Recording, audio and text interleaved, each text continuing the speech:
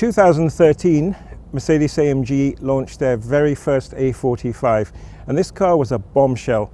Imagine this, a hot hatchback with 360 horsepower and four-wheel drive to deploy it.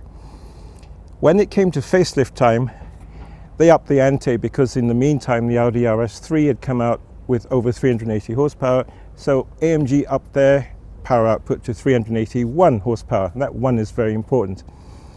Today, second generation A45 AMG, and get this, it has 421 horsepower.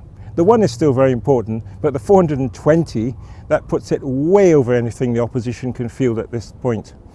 Now we're here today at Jarama racetrack in Madrid, Spain. It's boiling hot, it's well over 35 degrees out there on the tarmac, a bit of humid, very uncomfortable, but this car has been performing absolutely magnificently. Other than the tires going off slightly, the car has just run like a train. It's wonderful. Pulls to 7,000 in the gears.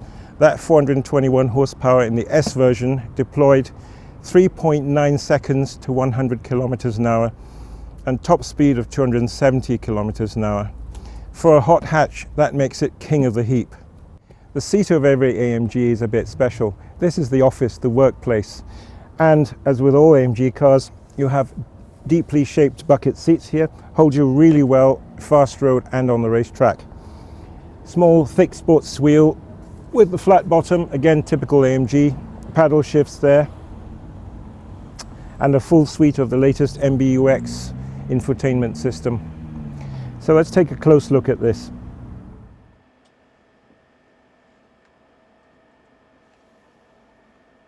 The heart of every car is its engine, and an AMG engine is something special. As before, this is a 2-litre turbocharged 4-cylinder engine, but it is not the same unit. This is an all-new, new block, new heads, new turbo. The big news is, to get the lower bonnet line, where the turbo used to be in front, they basically turned the engine round, so the big turbocharger is now at the rear, as with the exhaust. So the exhaust no longer has to go under the engine, so the whole package is a lot tidier and neater. Big intercooler in front as before. You've got a special air inlet here that runs there under the cover to cool the turbo. As with all AMG cars, one man, one engine. That means each engine is built by one man in a Falterbach. So if something goes wrong, he's responsible. Now, structural stiffness. The car has an aluminium plate underneath, it has a strut brace in front, and there are various other small additions to the body shell that makes it very, very stiff. And a stiff body shell is very good for handling because the suspension then keeps its geometry even when you're loading it up on a racetrack. And that means, of course, as with all AMG cars, this is a driver's car. So we're going out on the track now to give it a whirl. Today we're at the Jarama circuit in Spain, and we're going to put the car through its paces. It's four-wheel drive with a new differential that puts more power to the rear on demand in Sport mode and Sport Plus and Track mode than the old car. That makes it more playful, less understeer, a bit more oversteer on demand. You can switch the systems off and get mega oversteer, just like a rear-wheel drive car. Now that sounds like a recipe for fun.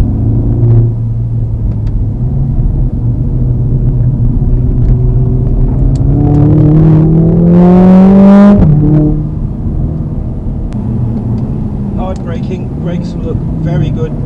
We hug the corner here and just open it up just a smidgen of oversteer. It helps you actually get the car online on the exit.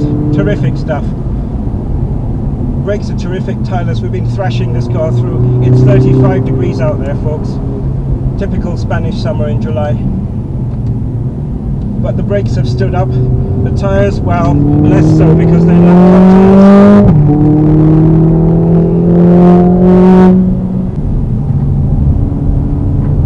Late apex here. See a little bit of oversteer there. Feels very comfortable. Just keep the car on and it won't do anything untoward.